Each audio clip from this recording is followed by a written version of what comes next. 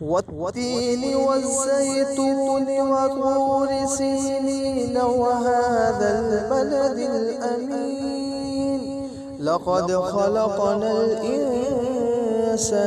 في أحسن تقويم ثم رددناه أسفل سافلين إلا الذين آمنوا وعملوا الصالحات فلهم أجر غير ممنون فما يكذبك بعد بالدين أليس الله بأحكم الحاكمين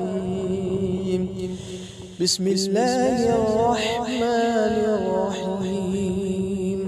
لإيلاف قريش إيلافهم رحلة الشتاء والصيف فليعبدوا رب هذا البيت الذي أطعمهم من